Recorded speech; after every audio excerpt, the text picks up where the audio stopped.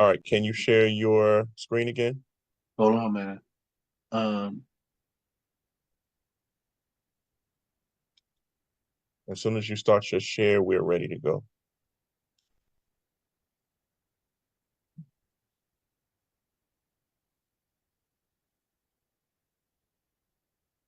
can you see my share? Not yet. All right, it's here now and it's ready. Okay. All right. Assalamu alaikum warahmatullahi wabarakatuh. Good afternoon, my dear audience and guests. My name is Amir Muhammad. I'm the president and curator of America's Islamic Heritage Museum, and this is the second part in a four-part series during the month of Islamic Heritage Month during October 2024, talking about the history of Muslims in America. Today, we're going to take a look at the Muslims of the 1800s. Last week, we looked at the Muslims of the early legends and up to the 1700s. Today, we're going to look at the Muslims of the 1800s. And within them, we're gonna see towns. We're gonna talking about individual personalities, some of the early Muslim communities that was here and reported about in the 1800s, by the 1820s. Reports of Muslims in Georgia, on the coast of Georgia. But before we begin, I wanted to point out two court records. During part of my journey in researching my family history, outside of South Boston, Halifax County, Virginia, looking at the court records, you see this guy named Thomas Hawk, Haqq. Hawk is in Arabic means truth. So we know that there was a guy named Thomas Hawk that was a free man, living in and recorded as a free person in March 25th, 1827. And to the right of him is my earliest ancestor, Isaac Freeman. He was born free. Describes how tall he was. He was born free in the 1790s. This is reports in the 1824. Another and reason why I want to talk about that because our history ties into our own personal family history. So I think it's very important that we also take a look at our own family history. We would be surprised at the different connections. Now, this here is one of the earliest known Muslim personalities that was recorded in the 1800s. His name was Yar Mahmud. He came up out of Guinea, out of Futu Jallo. And he was enslaved in 1752. Uh, and he was got his freedom in the 1800s. He's brought his son's freedom. He owned property. He had a hauling business, and the house that he had owned, they tore it down and somebody rebuilt it. So on the right hand side, you see a plaque honoring Yara Mahmoud and his presence. And there's two paintings that were painted of him. One hangs in Philadelphia Historical Society, one on the right, and one on the left hangs up in Washington, D.C. Public Library in the Peabody Room in Georgetown. In here, Yar Mahmoud, Salih Bilali, Bilali Muhammad, and quite a few other the Muslims, they were part of what they called the Gullah people, who stretch all the way up to Wilmington, North Carolina, up to the tip, all the way down to Jacksonville, Florida. In there, you find different reports of different Muslims either writing Arabic, or either praying, not eating pork, not drinking alcohol, some means of them being reported. And when the early part of the Gullah people culture, they was called those Galala people, those people that believed in Allah. A lot of the Gullah people they brought in out of Senegal, Gambia, and Sierra Leone to do rice, indigo, and cotton. And in that area in South Carolina and in Georgia, they made millions and millions and billions of dollars for these people. That the rice was the gold of the South during that time, produced by these Gullah people. I mean, the Gullah people had lived on these isolated islands all throughout the Berry Islands in North Carolina, South Carolina, as well as Georgia. Now, here, this is a record of the transatlantic slave trade by numbers. And these numbers we got out of South Carolina, the African American, in Charleston, the new African American museum. They said that the slave trade, the international slave trade, there was two forms of slave trade. One was international slave trade through transatlantic, and the other one was the domestic slave trade, which was started after 1808. They was still having producing slaves, still having slaves going on. But they say that slavery happened for 366 years with active years from the slave trade from 1501 to 1866. They said there was over 36,000 voyages, ships that made transactions, bringing us over. They said there's 12.5 million people. Estimated 1.8 million people died. Excuse me. They said the estimated 389,000 enslaved Africans who survived the Middle Passage went into the United States from 1610 to 1805. Estimated 72,000 enslaved Africans who survived the Middle Passage went to the Caribbean from 1610 to 1808. Then you have other parts. These are records where they show that the West African people that came from West Central Africa reported 47,800, but only 46,000 made it. A little over 46,000 made it. Same thing with Senegambia. 27,300 were enslaved that departed on the ships, and 23,000 made it here, over 23.6. So these 4,000 of them died. Same thing with Sierra Leone, 21,000, 18 made it. The Windward Coast, 10,000 was brought, 9,000 made it. The Black Banafar, 16,000. This is close to Beni in that area. They got the numbers. These voyages they came through Charleston. That was just in the Charleston area. And you see it's all up to Wilmington, Myrtle Beach, Georgetown, Charleston, Beaufort, Savannah, Jacksonville, and St. Augustine. In there, you'll see the Gullah living, and one of the earliest leaders out of these Gullah people. One of the names was Bilali Muhammad. Bilali lived on an island called Stapo Island off the coast of Georgia, but not far from Savannah, Georgia.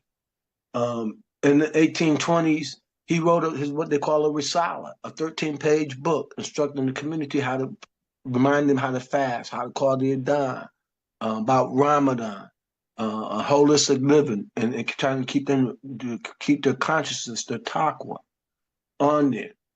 Bilal was famous a couple times. One time during the War of 1812, he told his slave master, he said, I got 80 men that he identified of his faith that will help defend the island. He can't count on the Christians that he owned, the other Christians that they owned, to help defend this island. So he identified at least 80 men that were Muslims on that island.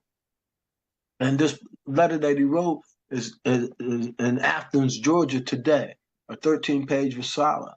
On the right-hand side is some of the houses and the buildings that they made out of sand, limestone, and oyster shells. This was the first form of tabby. They call it tabby room.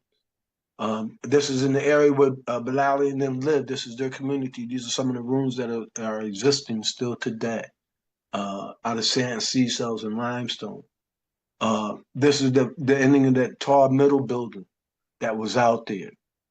They're in a fast decay. This is a page from his booklet. It's a little leather booklet. Got a lot of good energy with him, with this Bilal. Another story that came about Bilal, you find reports, and when the government went around, Federal Writers Project went around in the 1930s interviewing a few of the descendants. And they described them, Bilal and the other Muslims on there praying 3 times a day. I'm saying, I mean, doing the rice case, Sadaqah. There was also a movie that was done by Bilal on this island called Daughters of the Dust by Sarah Dash. And within that movie, it shows you the psychological warfare that they moved the Muslims out of, or the people on that island, from believing in Islam towards following the Christianity or following the world. within there. And one of the acts they have is have the person betraying Bilal using his dhikr beads. And the others that was going to get baptized, becoming Christians, dressed in throws, looking like Muslims, but yet changing their faith and their direction. Another Bilal was Salih Bilali. Salih Bilali was a plant. Both of them was plantation managers of over 450 people. Some of Salih Bilali's descendants. He named this Bilal Sullivan, which some people say Suleiman. This Bilal Sullivan brought the plantation, and they still maintain calling it the Bilal Sullivan estate. So they still had the name Bilali in there, and they brought it from between James Cooper. Prior to that, the father of James Cooper was Hamilton Cooper, who many of the writers of the books that tells the story of the Muslim community and the people out of these islands existed there. Now these are just some of the pages from Drums and Shadow.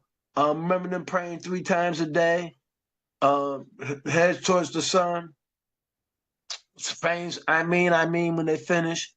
Some saying Assalamu alaikum. They remember some of their traditions that their family had maintained. And within there, they also maintain giving the children for generations Islamic names. Here, Bilal is reported that he was up in here in 1808. And then this is like 40 some odd years later. They still giving their children Islamic names. You got Tamir, you got Ishmael. This Barkis, I believe could be Barkir. You got this another Barkis, then you got Fatima.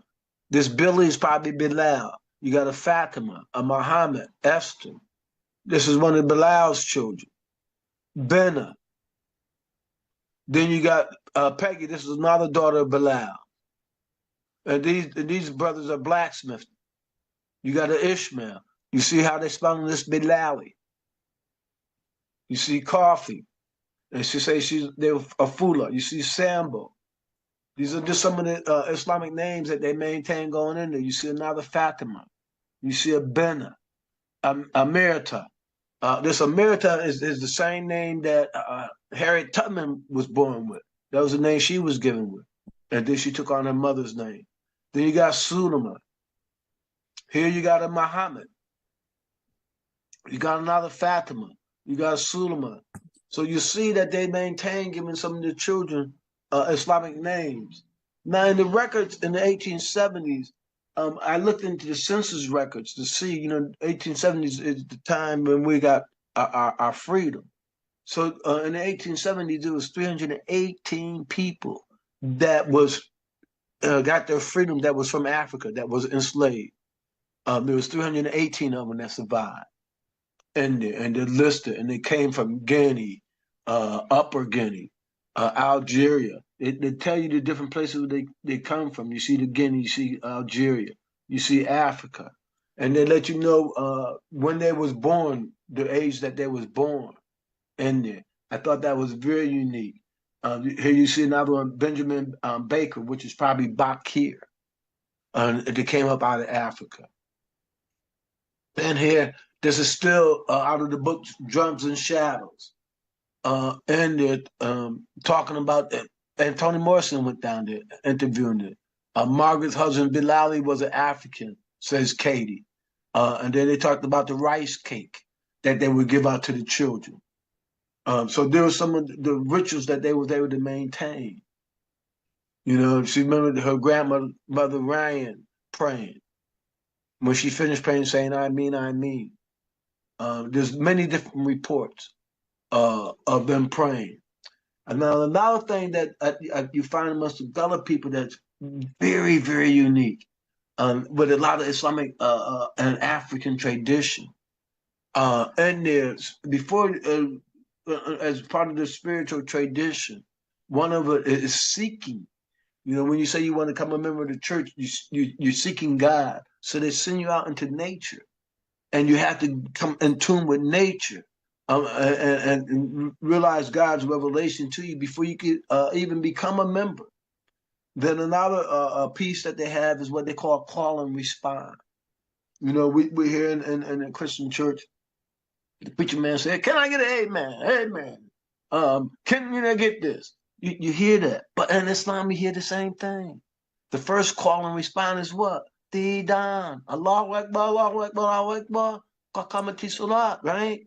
Come to prayer. Hayla Salat. Come to prayer, come to success. You know, it's call and respond. Another call and response we have. Takbir. We say takbir, you're gonna come back and say Allahu Akbar. Call and respond. There's we say Prophet Muhammad. The next, for many of us, the response is going to be Salat Islam.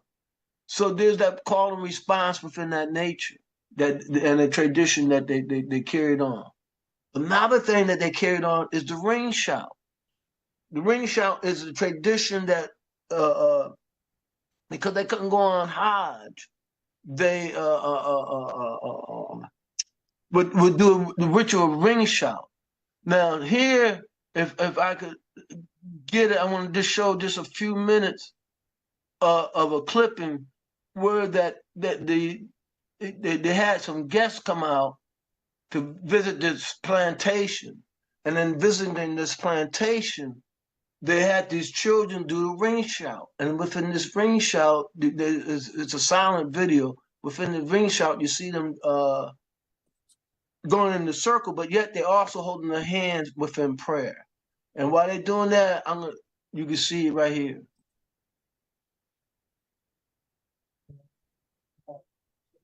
In their prayer.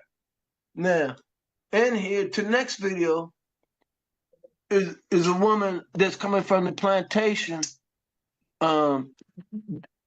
Bloomfield Plantation. Wait, Bloomfield Plantation. well, I don't do. I just asked everyone, how you doing? And that's how we greet you in Gullah. Either we'll greet you by saying, praise the Lord, you know? And I'm fine. And when I be asked how you doing, I probably might say, well, I know what's going on. I'm so glad all the Hana enemy and rabbi me Gullah. Okay, because it won't be clear through it, I just want to get to hear just a piece of it. And that is on Bonneville Plantation, which they still have not some of the slave houses, and that's part of the program that they had. Now, within their churches, or when they first started out, they were called praise houses, which they would go make salat, take some quiet time, meditation time. It was more solemn. It was more of a prayer place than what we know as a church place. These are some of the Gullah people today, or back in those days, still wearing their wraps and their garbs. And they was called those Gullah people, those Gullah people. And here, this is a group of them in the Jacksonville, Florida area. You see the sisters dressed in layers. And you see the brother on the right, you can see it with a kufi on, as well as an African garb design within his clothes that he has. And this is on a plantation within Jacksonville, Florida. There's other reports of the Gullah people, the women of Muslims, not only having their head wrap, but having dhikr beads or prayer beads. They call, they use the word juju beads in there. In another African American book, they describe 5 women in here having the prayer beads. They have a very rich tradition of making seagrass baskets. And some of this tradition still exists today. These are up to the top right is the first hospital built by African Americans for African Americans. During the Civil War, Harriet Tubman was there.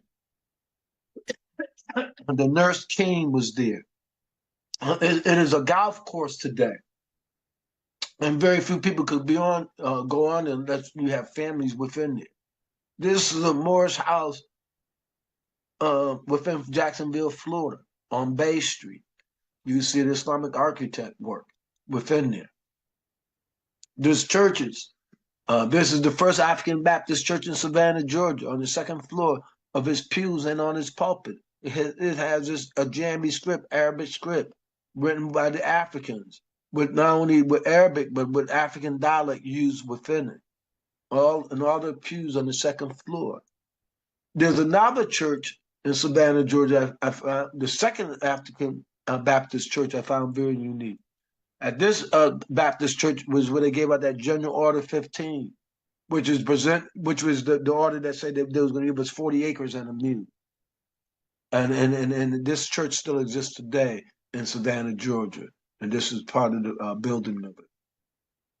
Now we're also in most recently we was down there on the island of Saint Simon. Saint Simon is the island where Amadou Audrey was murdered at. But also on that island is where the last slave ship came, the Wanderer. And they just developed a little park or a section telling that story of the Wanderer being the last slave ship coming in here, and some of the people that are part of it. There's one of my relatives of mine that's descended from these wanderers on this island, which is in Jekyll Island today in Georgia. This here I found very unique. This is some of the Gullah musical tools that they use. You know, and you go on the street in most cities, big cities, and you see the brothers with the cans and the sticks and making their sound, making their music, using the tools of the things that they have convenient to them. And these are some of the tools that they use to make music. Another piece that I found in my journey amongst the Gullah people is the largest slave cell.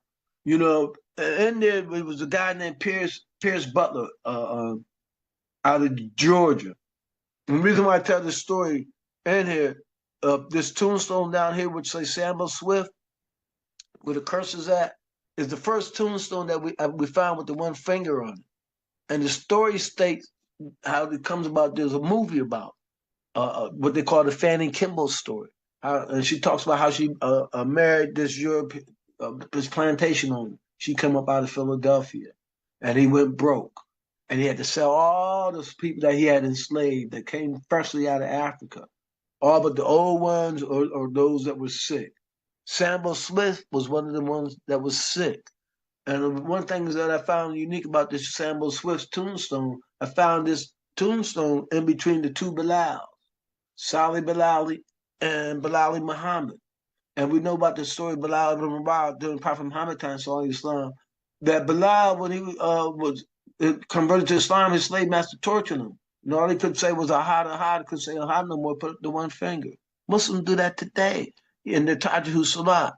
And so I found that very unique, that this tombstone with the name Sambo Swift was on there, and it was on Butler's Island, you know, Butler's plantation. And he worked as a carpenter. This is his 1870 census record. And this is his 1880 record. He died 4 years later. And his wife and his son. But his name was Sambo Swift. And this is his wife's record in the 1900 when she was a widow.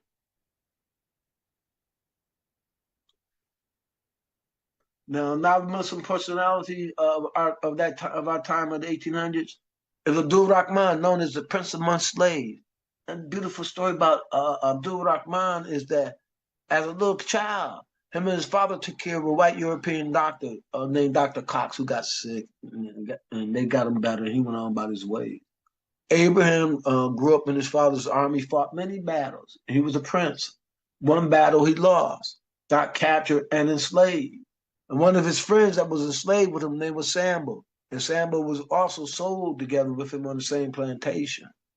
Now, 40 years later, and Abraham tried to escape a couple times, you know, didn't work out for him. So he did finally surrender. But then he grew up or developed and became a plantation driver or plantation manager.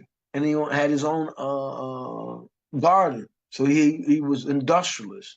He was an entrepreneur. So one day, 40 years later, he went downtown to sell his vegetables in the garden, and the Dr. Cox recognized him, saw him, and Abraham was he was very instrumental in getting his helping Abraham get his freedom. On the left-hand side is a letter that he wrote October 1828 after he got his freedom. Saying where he was born. I was born in Timbuktu. I lived there till I was 5 years old. I moved to the country, Futu Jalo. I lived in the capital, Timbu. I lived there till I was 25 years old. I was taken prisoners of war.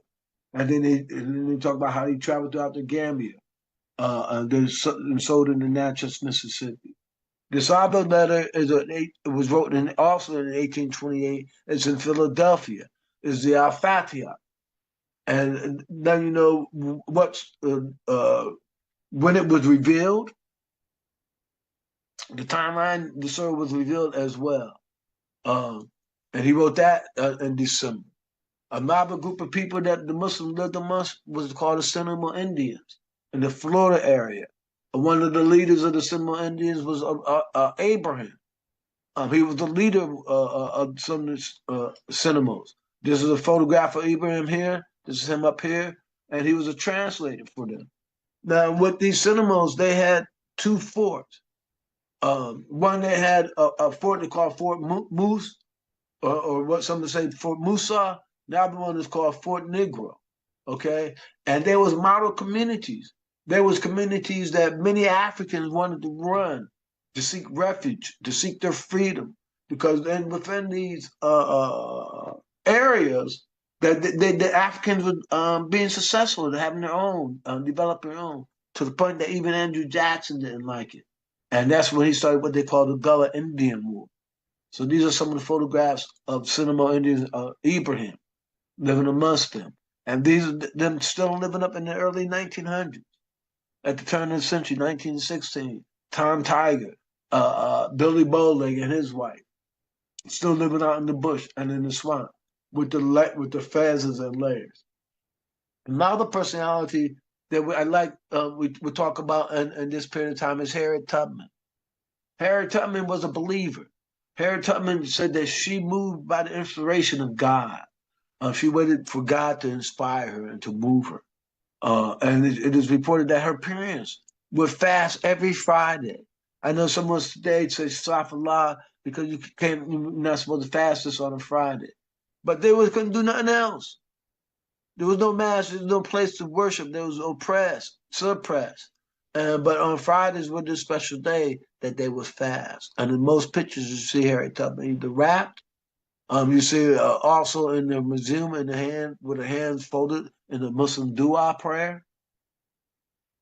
And she was a woman of faith. She was a woman of belief. Another thing that we find in the Eastern Shore area, where Harriet Tubman come up out of, Frederick Douglass come up out of there, are the churches. The Europeans used to look at these churches as very unique churches. They thought they was Gothic churches. But how would an African or these Africans know anything about Gothic? They knew about masjids in West Africa. So they designed the churches like a masjid. You see the minarets? You see the architect in the windows? You see the Islamic architect in the here, in the doorways and in the windows and the minaret. Same thing with here. And this one, you got two doors, one for female and one for male. And one of the things they thought that was very unique.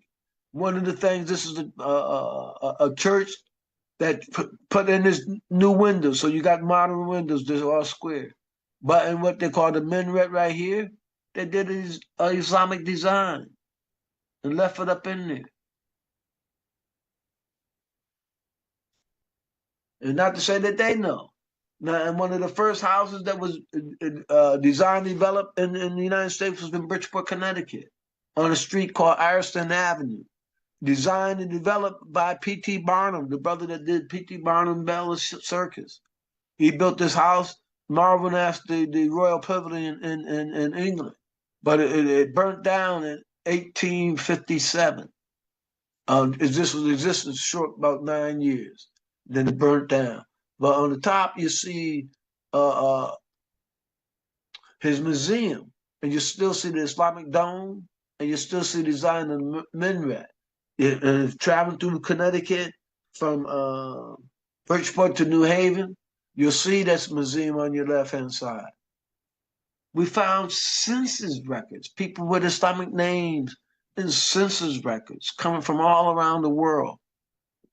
And here on my left of the screen, you see a guy named Henry Allah coming from Ireland, age 21. I repeat, and living in Ohio.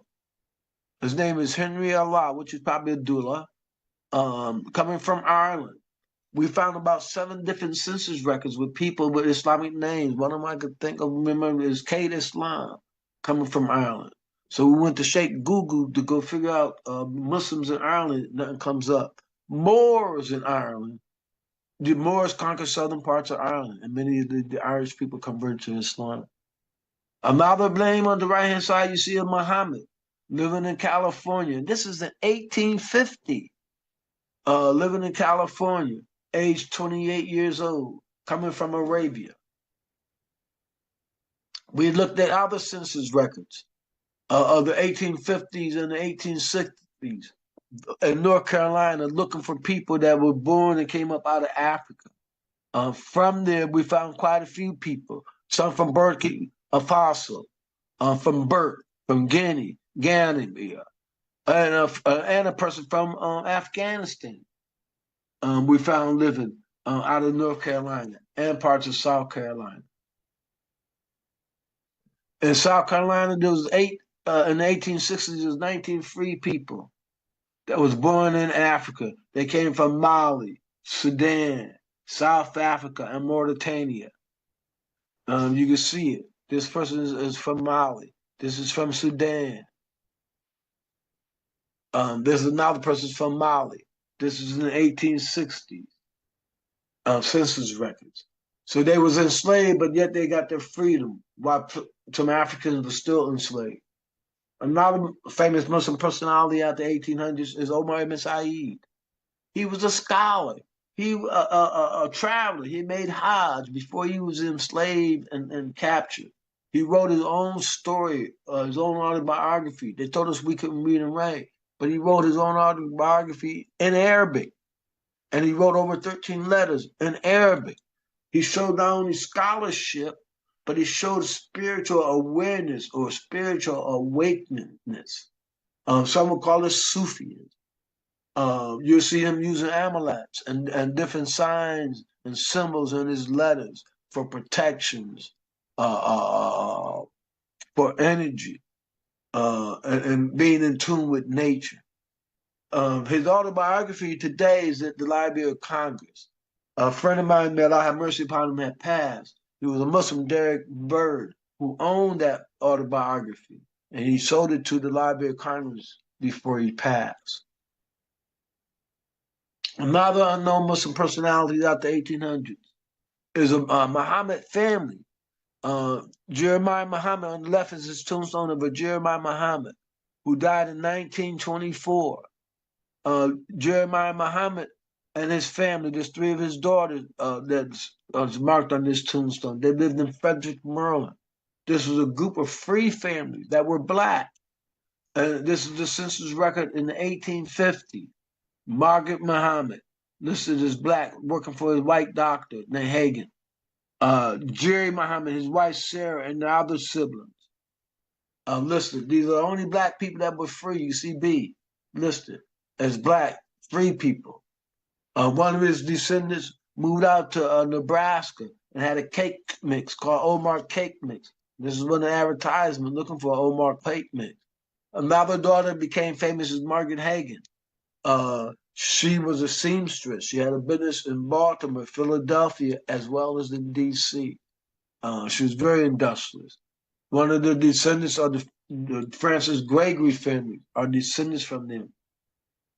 Now, in the Civil War, we found over 292 people listed with Islamic names, from New Hampshire to Philadelphia or Pennsylvania and Maine. You see Amin, Benjamin Allah, Peter Ali, Frederick Hamid. You see Hassans.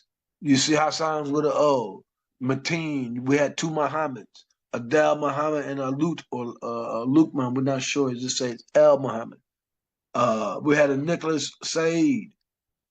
We had a Max Hassan. This is the record of Max Hassan, who was born in Africa, who worked as a porter. This is United States Colored Troop. His records.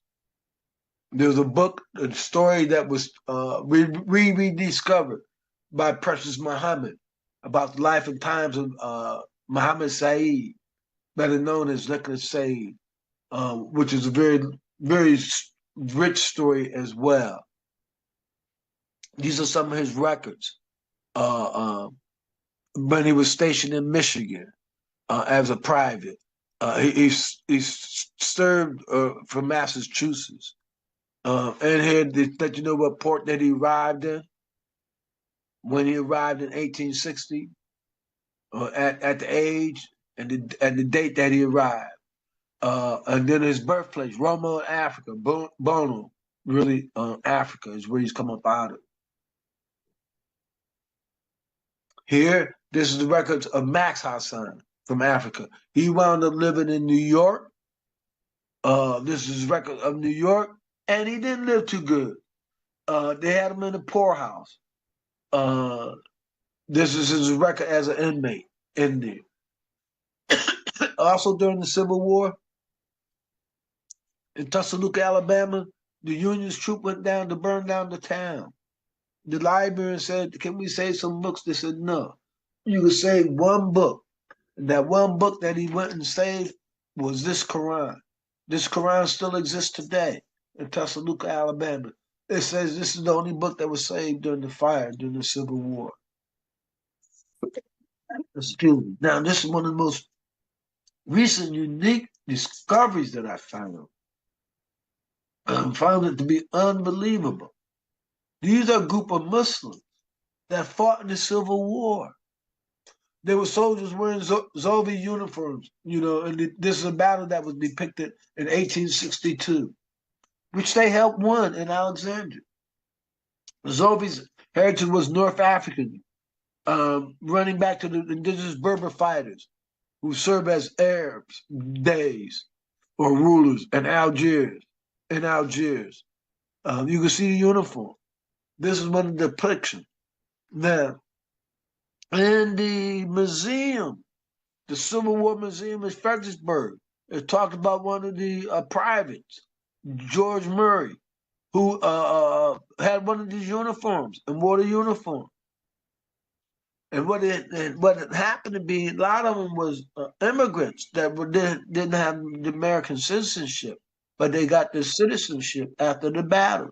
You can see them with their turbans. Many of the pictures, we think that they are Union troops, but they're not. This is the uniform that's within that museum. Now, I went to another museum in Bermuda. In Bermuda, the guards, the training of the guards at the fort wear the same uniforms. The Moors in Bermuda, they wear the same uniform. Then we was in Dafuski, in South Carolina, on the islands.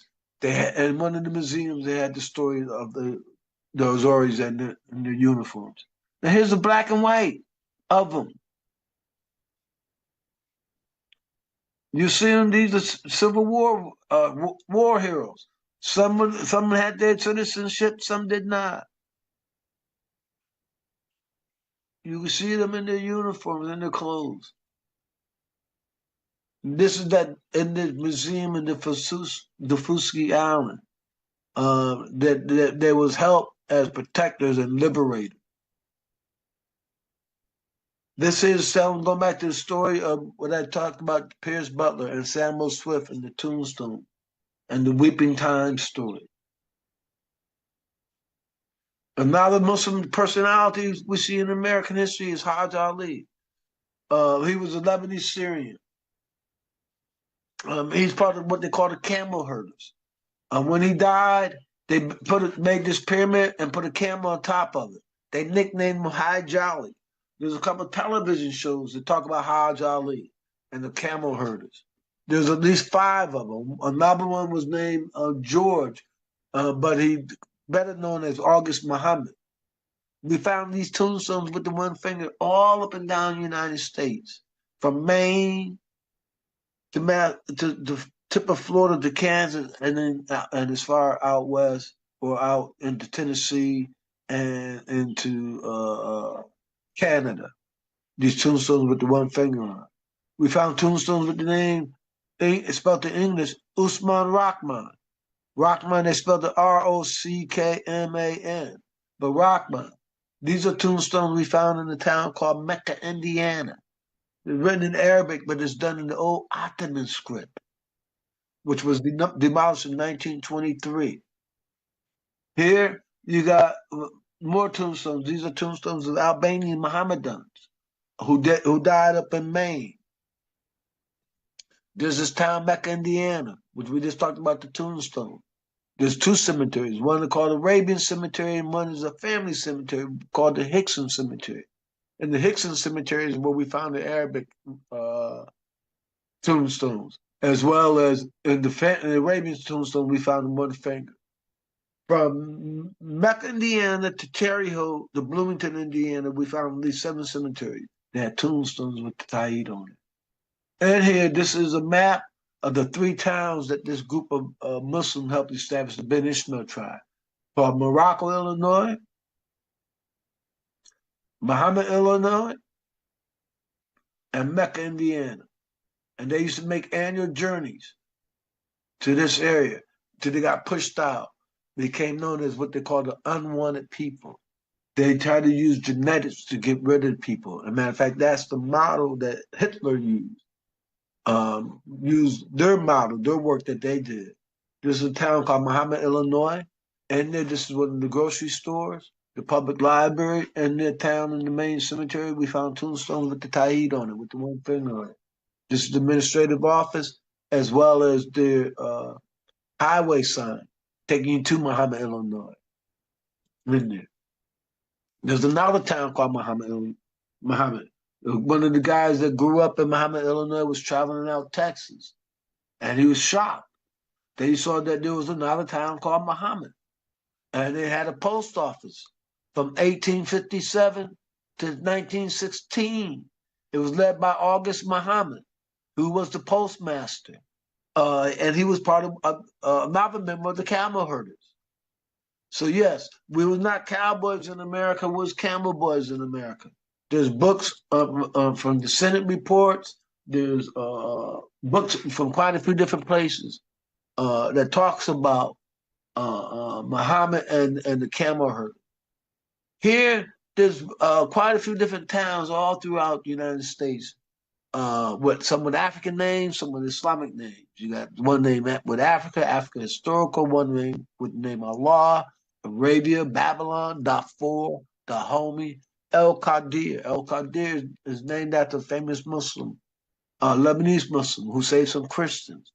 And the people in that area named the town after him. Matter of fact, even President Buchanan gave him some guns in honor of it. You got a guy named Ishmael. You got New Medina, New Palestine, New Lebanon. You got 29 towns with the town just named Lebanon, 19 with Cairo, 17 with Egypt, 13 with Jordan. We got Muslim names all around. But we come to a close on this early form of the presentation. We pray and hope that we was able to share some enlightenment, some understanding about America's rich history and the contributions of Muslims in America. We'll open up if there's any questions.